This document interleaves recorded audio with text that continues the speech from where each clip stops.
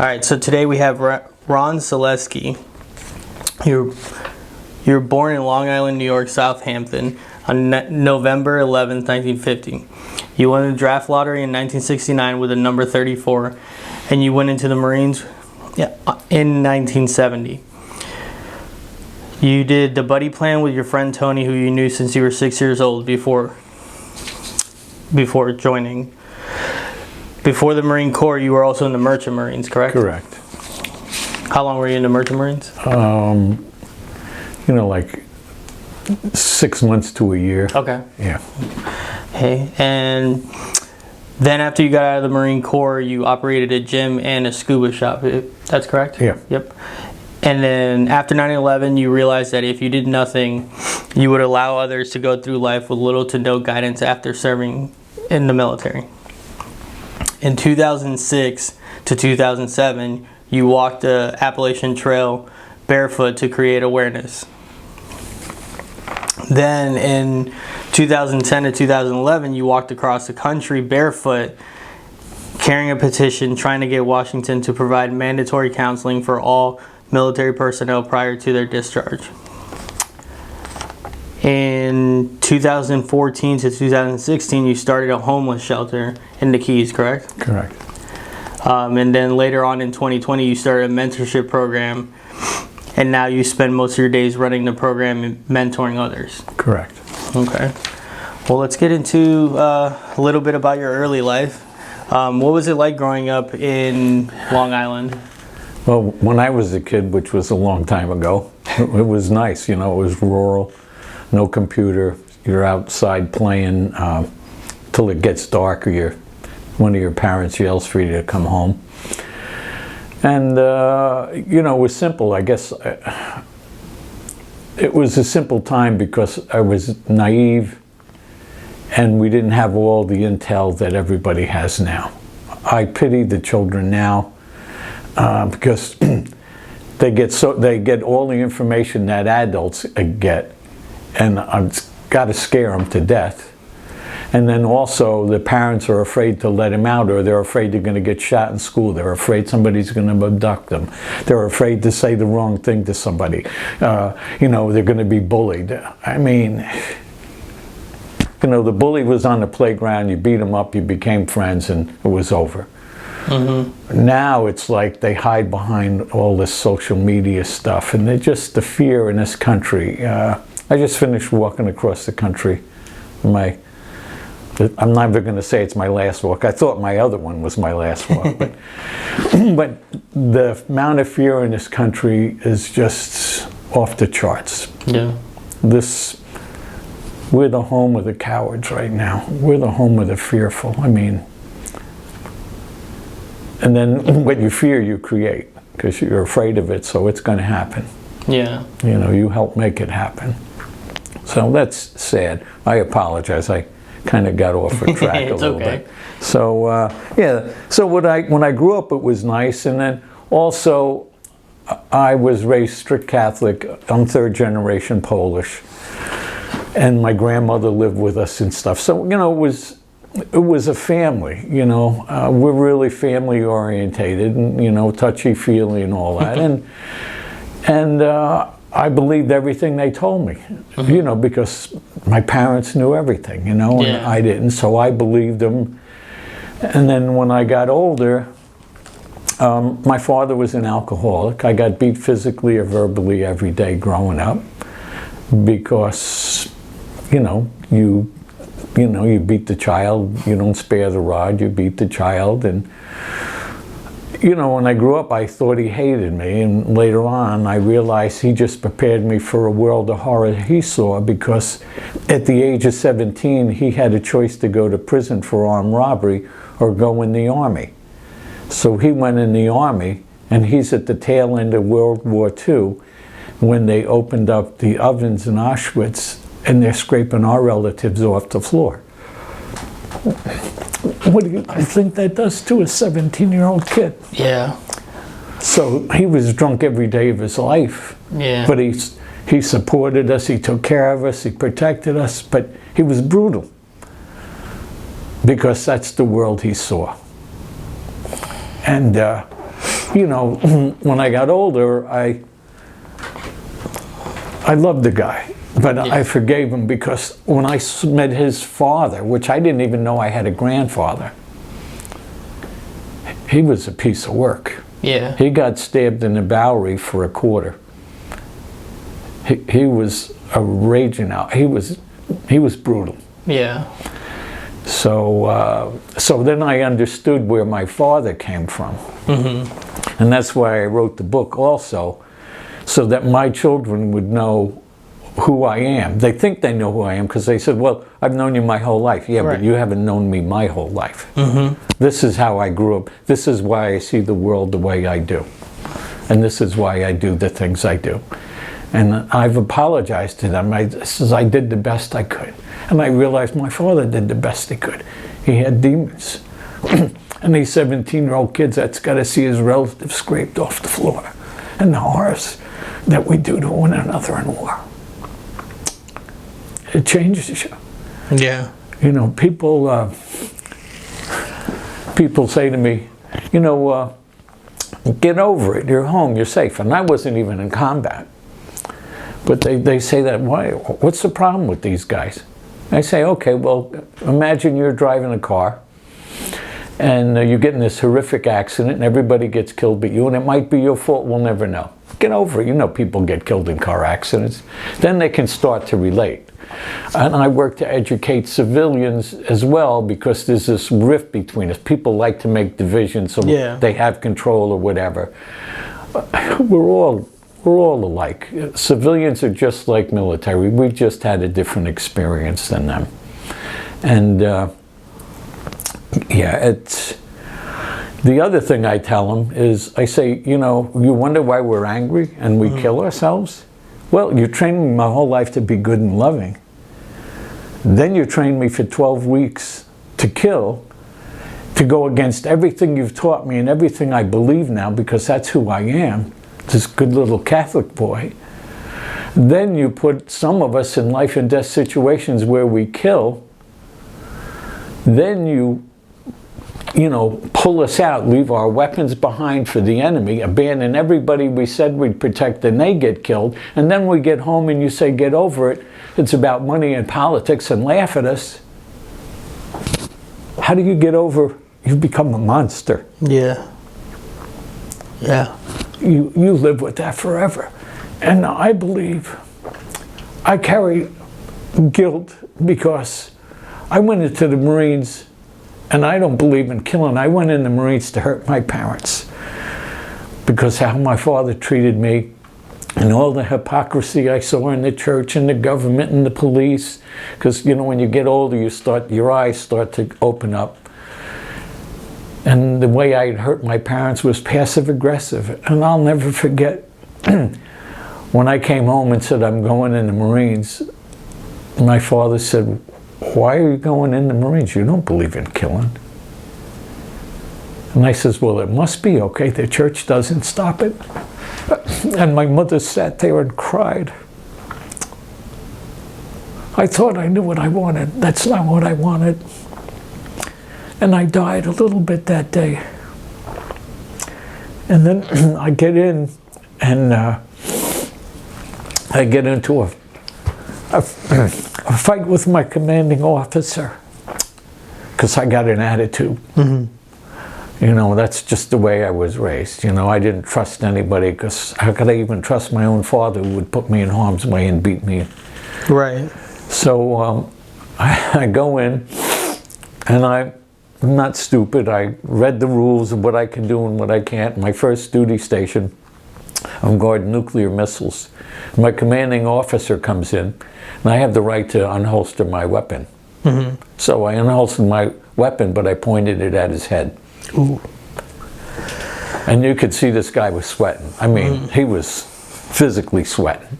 And I'm, you know, grinning, you know, because it's me, you know, with this attitude.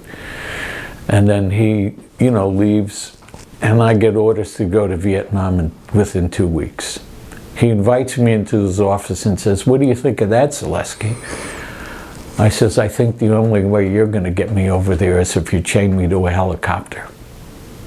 He says, is that right? I said, that's right. Because I still believe it's wrong to kill no matter what.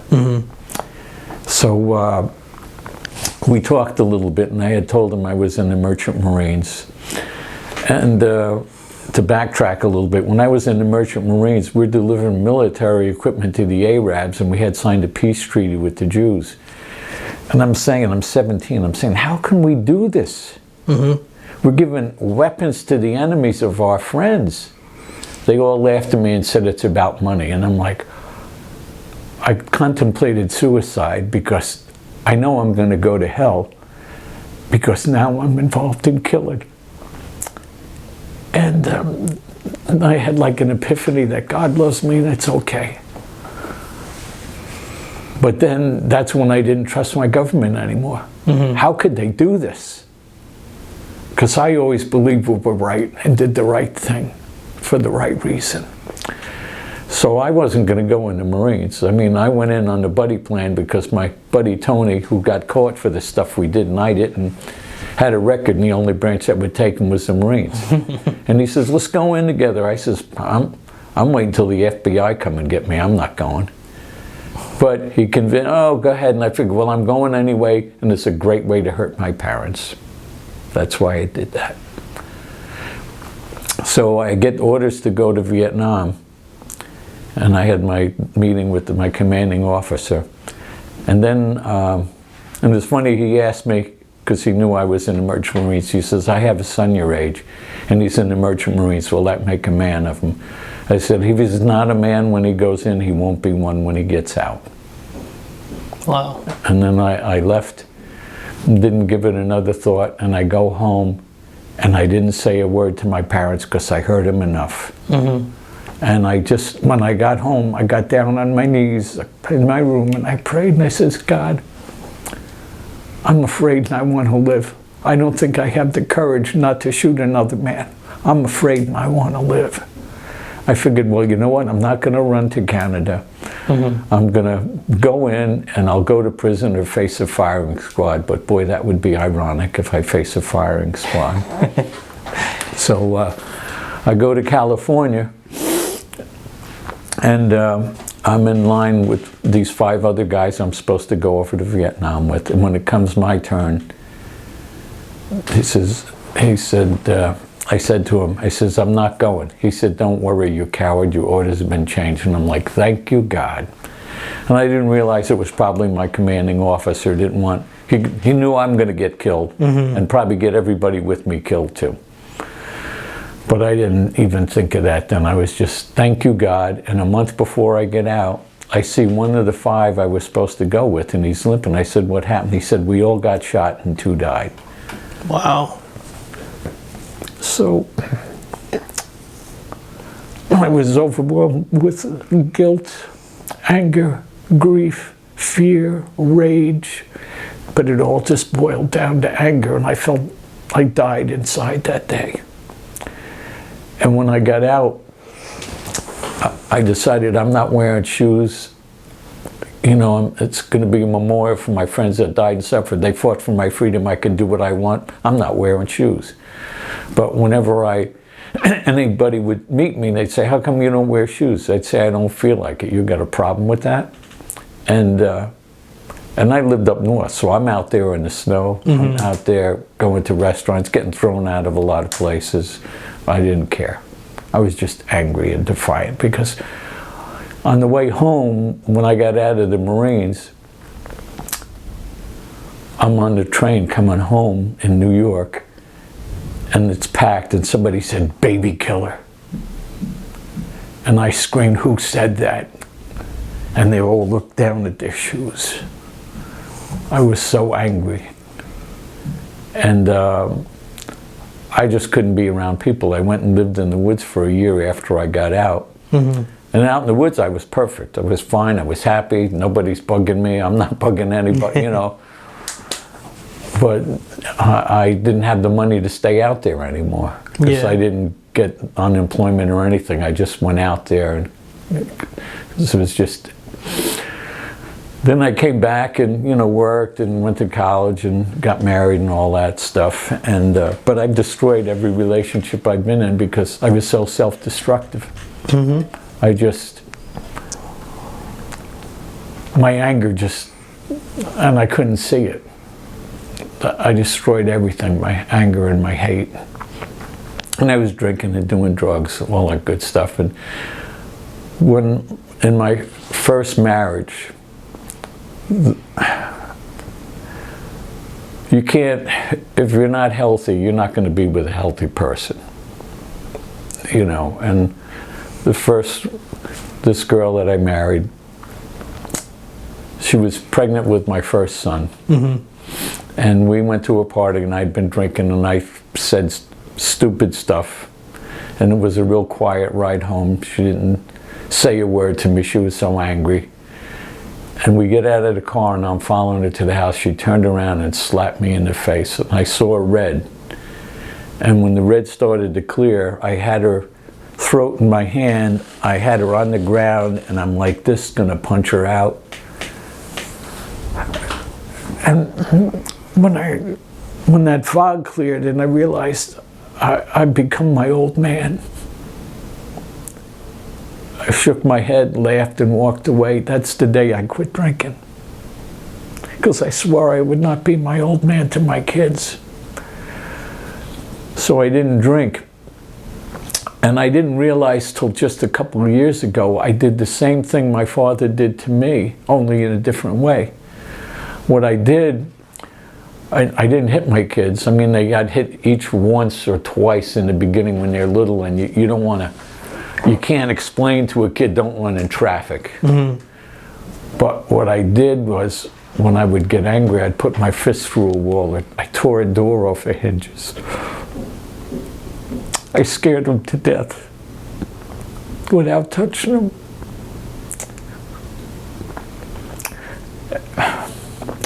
And that's part of why I wrote the book about my experiences and my transformation, you know, so that they would know who I am and understand why I did it. And I've apologized to them and told them, but you can't repair that damage. You know, they don't forget it. They forgive you. Yeah. But they don't forget it. Yeah, I was, I was, you know, even though I wasn't drinking, I was still an angry guy. I had the gym and I'd work out and I'd be fine. You know, I'd be calm and relaxed for 5 minutes till somebody pissed me off. Then I'd fight him or beat him up or just be mean. Yeah. Because when I drank, I was just mean. Just mean. And so and what's nice about the gym, since I didn't wear shoes, it's my business. I created my own world, so I can go barefoot and whatever I wanted. Yeah, absolutely. So that's what I did. I created my own little world. When 9/11 happened, I didn't watch that for over a year. I never would look. I wouldn't look at it. It was hard to watch. I wouldn't look at it, and I saw it maybe 1 or 2 years later. And what happened, you know, I saw it, and I would think it was probably after 9/11 happened, I started having nightmares about all the screaming in the barracks when I was in there from all the guys that had come back from Nam, and they're screaming in the night, and all their nightmares. And those was having those dreams, and then, so when, you know, I'm having these nightmares and stuff, and it was 2005. I will never forget this. And my favorite job, since I owned the place, I used to teach little kids to swim. I love that because no filters, no IRAs, no pension, no nothing. You know, they're just living the dream. They're just finding their limits, and you know, and I could play with them. I could, you know, adults you can't play with. Oh, you can't do this, you can't do that. With kids, there's no limits. Oh yeah. I loved it. So I remember I'm taking them from the bathroom to the pool, and I feel this tug at my bathing suit, and I look down. This little kid, you know, 8-year-old, 6 or 8-year-old kid says, "How come you don't wear shoes?" It was like God hit me with a 2x4. That's the first person I ever told why in 33 years. Wow. When I told them, I realized I'm the problem. I have allowed this past war to happen because I did nothing. And the day I took responsibility is the day I had freedom, because up until that point, I was still blaming the church, the government, my parents, anybody but me. Mm-hmm. That day I realized, hey, Ron, it's you.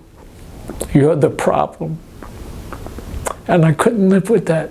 That's when I closed my shop and I walked the Appalachian Trail barefoot to create awareness. But it was to forgive myself. It was my penance to forgive myself. And I went to Washington because I'm a genius, I know everything. And I figured it all out, why we're having war and what we can do to stop it and what we can do to help everybody, right? I figured it all out, and I go to Washington and they blew so much smoke up my shorts. Oh, you're doing it great. Oh, keep it up. Nothing changed.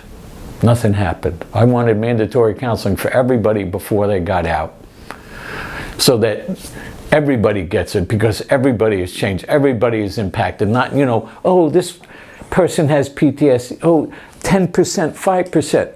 No, we all are changed. We are all impacted, and we can all use help. I mean, they say Christ was perfect, but even he was in the garden crying for help. So, and nothing happened.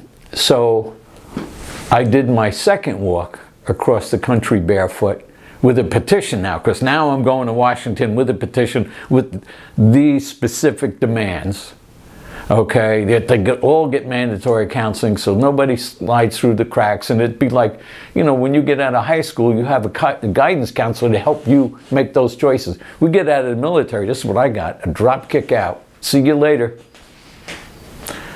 And I know they have a lot of services, but I didn't know about them. Nobody told me. And a lot of these guys don't know, and we're angry. I don't trust the government. I have issues, So are they going to go back to somebody they don't trust for help? But if we help guide them this way, so the second time I went back after my walk with this petition, oh, thank you, thank you, thank you. And I went to, what was it, a hearing, and the Department of Defense and the Veterans Affairs was invited. Neither one of them showed up. Those are the ones that institute the programs. It was like talking to the wall. Yeah. Why would you go up there to talk about an issue that affects both of those and they don't show up? So I cried, I cry easy now. I used to not cry because I'd make a joke and be a complete a-hole. So, that was my way to deflect and not feel. Because then I would shut it down and, yeah, you're an a-hole, but I just reinforced that I was a monster.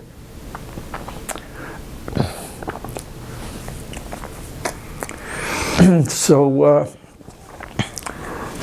I realized that I have to do it. I realized that the naive me figured I was going to go to Washington, tell them what to do, and they're going to do it, and I'm going to be this big hero because I'm a genius and figured it out. Mm-hmm. No, they knew. They just don't do it because of money or whatever the reason. And maybe it's not their kid, but that's my kid. They're all my kids. They're all my brothers. This is my country. So I realized I have to do it. So I went back, and that's when I opened up the shelter, 2014. And did that for 2 years. But basically I was enabling drunks. Okay. Because I didn't actually help them. I gave them a little break. People think that, you gave me $5, you helped me. No, the biggest help I can give you is to help you change. Yeah. Help you see the world different like I did. That changed my life. $5 or $1 million wouldn't have changed me. It would have been still an a-hole just with money. So, one of the big realizations I had at the shelter was that one day I come in, because I was taking care of my mother 1,000 feet from the shelter that we built. Oh, wow. And so I would go back and forth, And one day I come in the morning, and because I had like 9 guys at my place that we fed them, they had a TV, they didn't have to work, I had a shower for them, all that. I come in, a guy says, oh, one of your buddies was here last night and took a shower. I says, oh, okay, yeah, so, oh yeah, and he shit in the shower. I says, well, did you clean it up? Oh no, everybody had an excuse. 9 guys, they all couldn't clean the shower for some reason. I cleaned it, and I'm pissed. I want to find this guy and rub his face in it. Couple days later, the same thing happens. I'm in the shower cleaning it up again, and I'm screaming, God, what are you trying to tell me? Then I realized I was that guy. You couldn't help me no matter what you did. That's when I learned I was judging everybody that came into this shelter. Well, you're a drunk, you got to quit drinking. You're a bum, you got to get a job. You're angry, you got to do this. That day was the day I started accepting them. This is your path. If you got to sleep in your own puke for a couple of years, so be it. I was angry for 33 years. You weren't going to do anything for me. Mm-hmm. That's when I learned to accept them, and we each have a path. And I don't change anybody. I can inspire you to change by how I show up. And then when I don't judge you, you don't defend yourself. Because every time I would judge these guys, well, I have to drink because I have this back pain, and I can't work because I can't hold, They all had an excuse. Mm-hmm. I had a lot of excuses too. All of those guys were me. So that was a big learning curve for me. And then when 9/11 happened, not 9/11, but when the coronavirus hit, mm-hmm. is when I developed these 10 challenges to service. And it's like a step program to help you shift your attitude. Because if you don't change the way you look at the world, your world will never change. And we do it in groups so that you get different perspectives. We do it in groups of 5. And you'll say something and you'll go, wow, I never looked at it that way. Mm-hmm. We work with incarcerated veterans in prison. We work with foster children, children of veterans that have been abandoned. We do so much damage. They say, there used to be an expression, they don't use it anymore because it's politically incorrect, I'm sure. But we were acceptable collateral damage because we were such a small percentage of the population. Don't they realize we infect the entire country? Our families are in the impact zone. You know how many families I've destroyed? You know how many children I've hurt? How many women I've hurt? With my anger. That's unacceptable to me. I don't want these kids that are coming home to go through that. So the sooner we get them in that, I would love that there'd be a mandatory program before they get out. Mm-hmm. Why not have them go through a 4-week boot camp before they go home to help them make that transition? Because, you think, hey, I'm fine and everybody else has changed. No, you changed, pal. Yeah. You changed, pal. And you're angry now, because you don't trust the government, you feel betrayed, you feel lied to, all of this. You know how much damage you could repair by helping these guys make that shift to get them home close as you can. That's why we call our organization the longwalkhome.org. Because it is a long walk home. And most of us don't make it. We visit, or we kill ourselves because we're monsters and we were trained to kill monsters. We're not monsters, we made a mistake. Help us fix that. We made a mistake, let's fix it. We're good people. We define ourselves by what we did there because we can't even believe that we did that kind of stuff. Mm-hmm. I can't even believe that. People tell me, oh, well, humans are the smartest creature on the planet. I really have an issue with that. If we're so smart, how can't we not figure out how to live in peace and take care of one another? I mean, are we so short-sighted that everything is about money, and that we go into prison? That's not justice, that's law. The horrors I see in there, and then the foster home is a nightmare.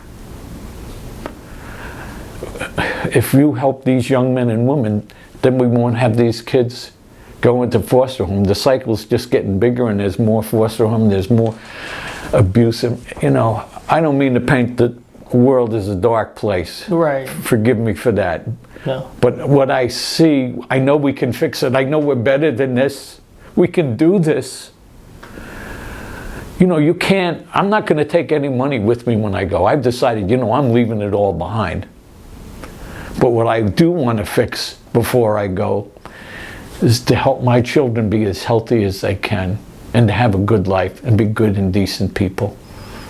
And I work hard because I realize my father used to tell me how to be a good person. I realized he wanted me to be his hero because he didn't have the strength to be that good person.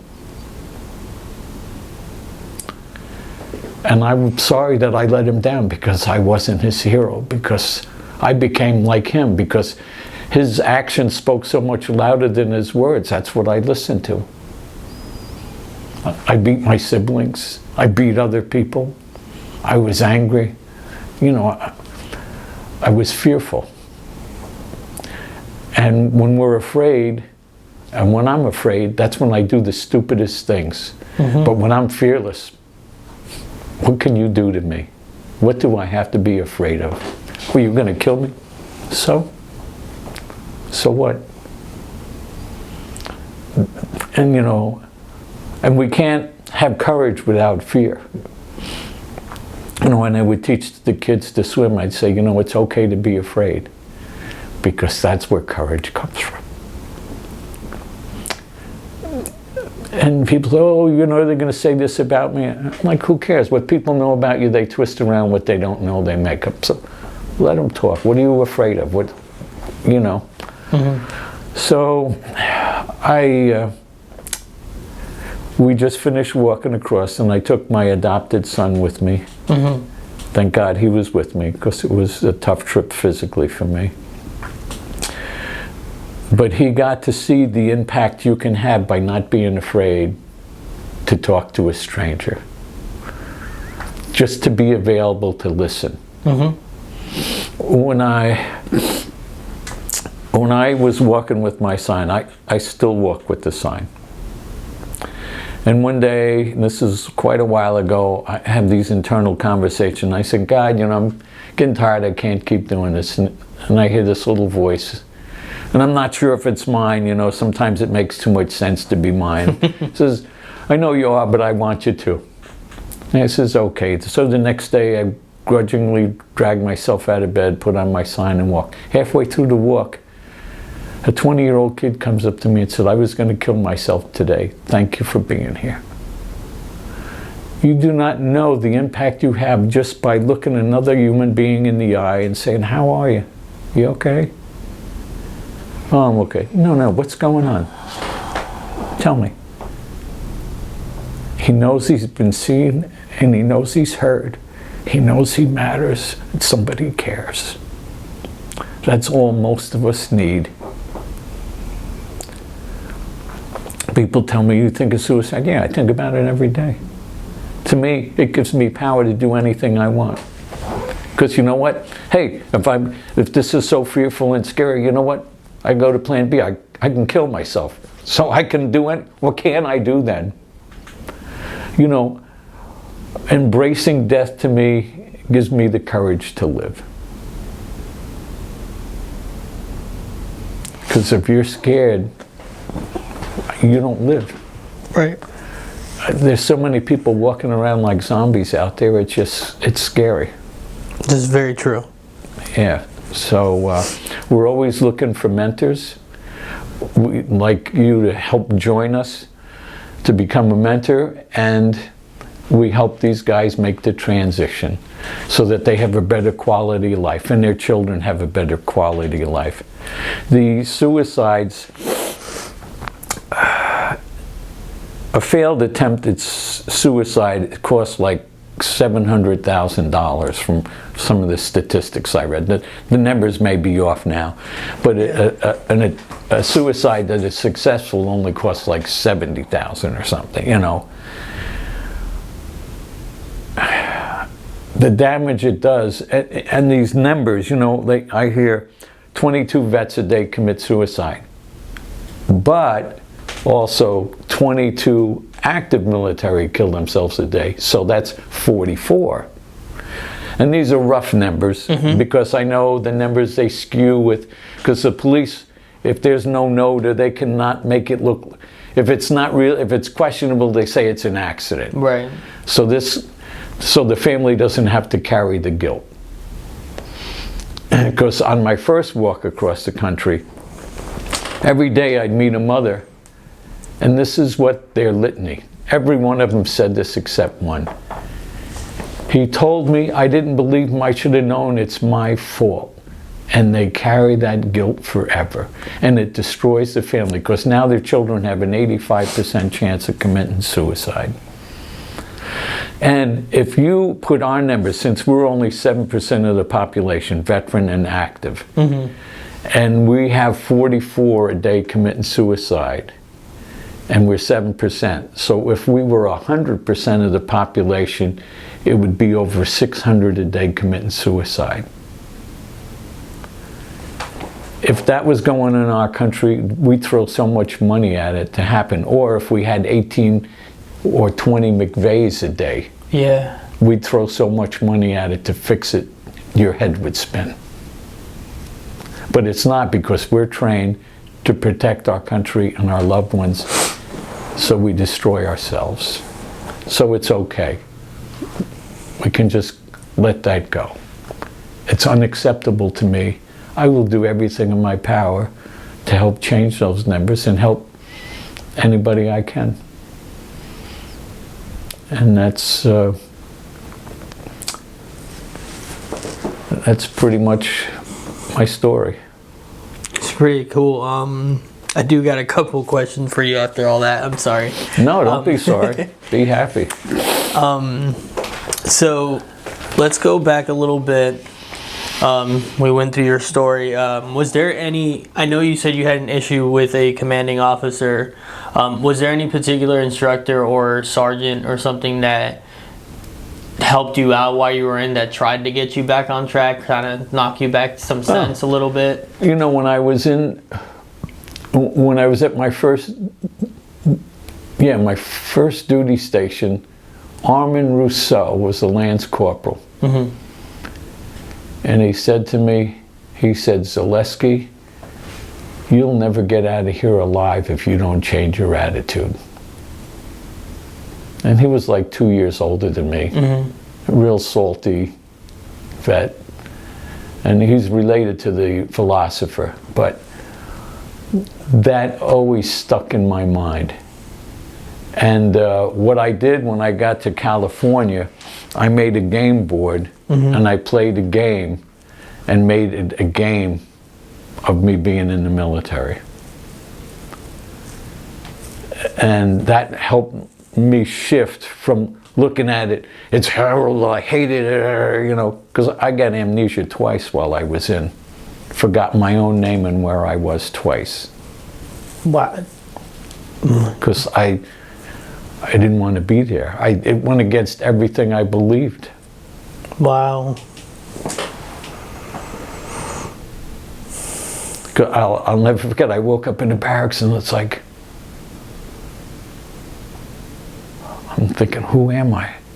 Where am I? And I started to panic, and then it came back to me and I'm like, oh God, I'm here. So from stress, you just... Yeah, I wouldn't change that experience because it's given me the tools to help somebody else.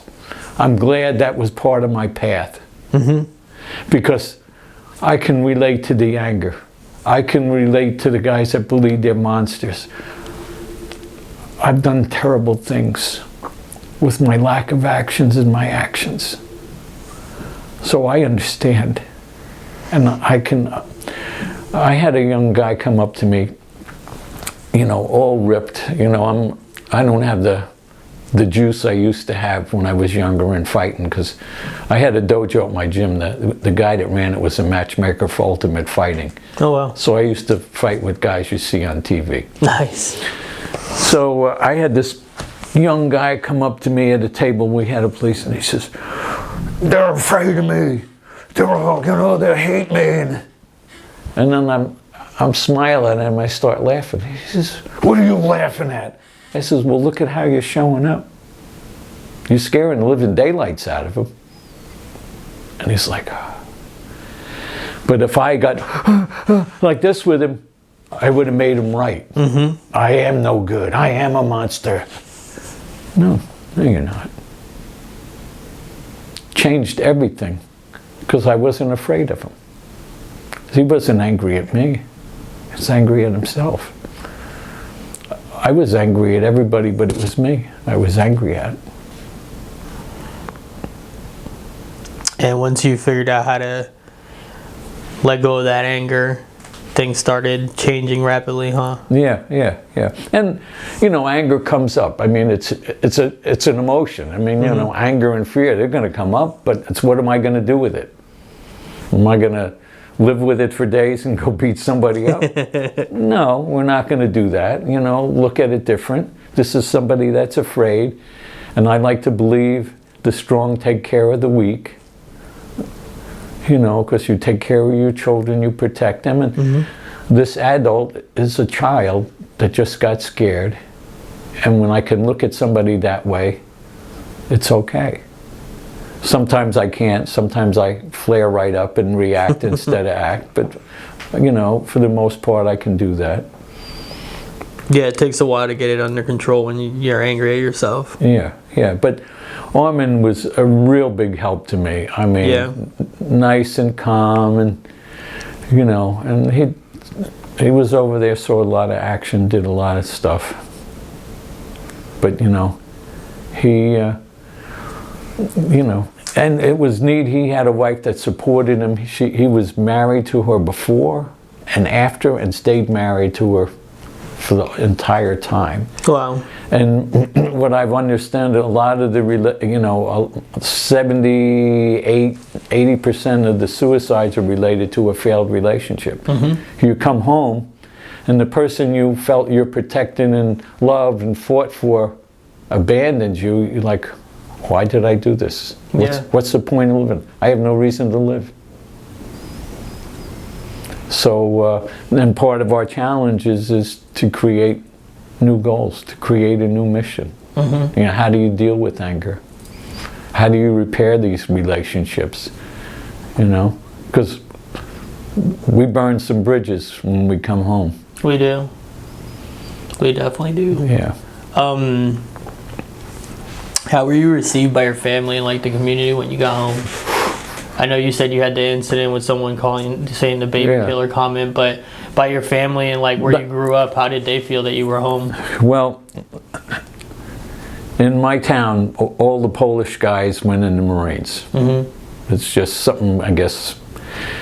And I swore when I got out I was going to wear my utilities till they fell off. Well, those things don't fall off. They don't. My buddy said to me, he says, "Ron, you're walking around like a prisoner of war." I says, put on some clothes. Because I did that for the first year, and I realized they're not going to fall off of me. And, and some of my buddies that got out, they were a mess. Mm-hmm. But, back then, we're all tough and all this macho nonsense, and plus we don't know. Yeah. So we don't know what to say or do. And they're having fights, so, you're taking it personal, and it's not that, And my family, when I came home, my father had been in World War II. And he said to me, because he said, America, right or wrong, and all this. And when they come home, he says, "I'm so proud of you." And I says, "I'm not. I'm ashamed." That, I'll never forget the look in his face. And that ended our relationship. till I did my first walk. And when I met my father just to be social, before I did my first walk on the Appalachian Trail, and he said, "Why are you doing this? What are you punishing yourself for?" And then when I told him about, you know, boot camp and going through the Marines and how I felt, and I'm doing this to help make a difference, that's the second time in my life I saw him cry. And he said, "I'll do whatever I can for you." And he did. So you guys were able to... Yeah, but that took 33 years. Wow. 33 years. He loved me, but he couldn't deal with it. And then when he understood where I was coming from, that's when he told me his story. He said, "I'm on the train coming home, and I had been in the last 6 months of the war. And I'm on a train, and the guy sitting behind me has been in the foxholes and trenches for 5 years." And the guy said, he said, "I don't know how to act when I get home." My father, you know, turned around, and then the train hit a bump, and a footlocker fell and hit this guy in the head, killed him, and he died instantly. My father said, "Why did God take him and not me?" My father lived with that his whole life.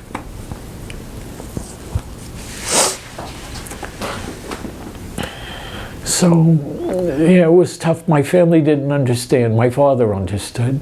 Yeah. But he understood it from World War II, where they were all heroes, and it was the righteous fight.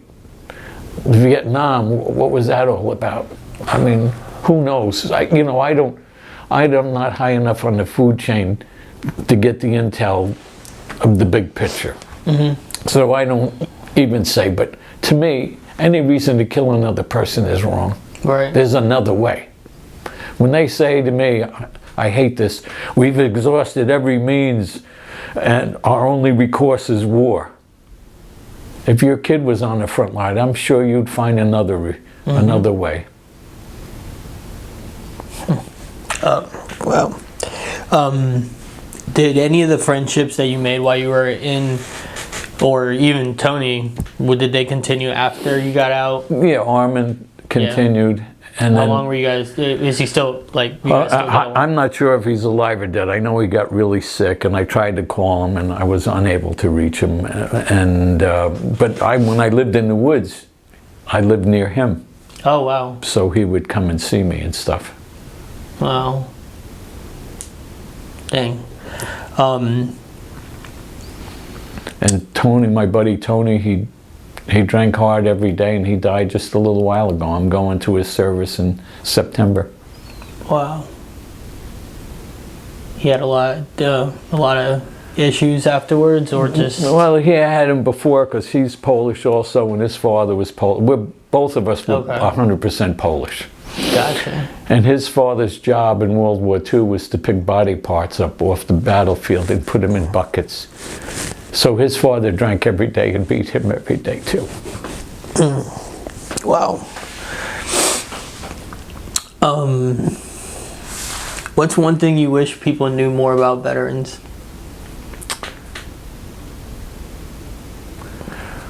That we're just like you. We just had a different experience, and we need to be seen and heard. And when you say thank you for your service and walk away, that's like you going to a restaurant, thanking the waiter and not leaving a tip. When you say thank you for your service, I would like you to say, what can I do for you? How are you? Just have a conversation. That's all. That's all you need. That's all you need. Not just, I get angry sometimes when people say that to me, because I can tell they're not sincere. And what I do to overcome that, because I talked to another guy and he says, what I do, as I say, you were worth it. And I'm thinking, that's good, because that's why we were in there. But I took it because I had an expectation. Because if you say your thank you to me, that means, you know, you're going to bake me a pie, or you would do something, or if I'm in trouble, you're going to help me. No, they think thank you is enough. Thank you's not enough. You know? That's how you show thank you. To me. You know, I could be wrong. I mean, it's nice to have somebody say thank you, but you know when somebody means it. I had a woman cry when she said thank you to me yesterday. I know she meant it. Wow.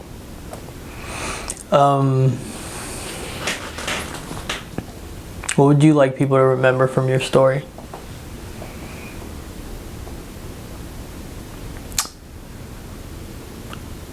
That there's another way to win a war. I would like them to remember that they can make a difference, that they can go to our website, thelongwalkhome.org, and join up, and it's up to all of us to help. You know, this, I used to hear this thing, oh, you know, we're a village, it takes a village to raise a child. I'm like, what a BS that is. But then I realized, yeah, it's all of us, because like the town I grew up in, you know, my parents knew the trouble I did already before I got home. Yeah, community's huge. Yeah, but you're safe. You're safe. Nobody's going to steal your kid. The town, they're going to know about it, you know. Now it seems like nobody cares. You know, they're too busy. We're so distracted. Both parents are working. TV's raising the kid. The internet. I mean, it just blows my mind. But yeah, I would like them to remember they can make a difference by how they show up. They can inspire a person by how they show up. Not by what they say, but how they show up. All right. Was there anything else you wanted to cover in the interview? I love this country. I love this country. And we are America, not our politicians. I think we elect politicians sometimes to use as a scapegoat. So if things go south, because why would you keep voting somebody in you don't like? I mean, that doesn't make sense. And if we're all going to do the right thing, we won't be doing these things. You know, I mean, people tell me, you know, oh, I believe in God. I used to say I believe in God. I said, you know what? I believe there is a God, but if I truly believed in God, I wouldn't do the things I do. I'd be fearless because I know God's got me. You know, and if our politicians did the right thing instead of worrying about it, and I can't imagine what it's like to be in office. I mean, I have little glimpses when I've been to Washington a couple times, the amount of pressure they're under and the amount of temptation, and I couldn't deal with it, especially when they run for politics and the way they talk about one another's families and all this stuff. That's not a good person. And if I have to do that to win, I'm not going to win. I'm not going to do that. But they're afraid, well, if I don't do this, I'm not going to win. Well, so, you know, I don't know. It's just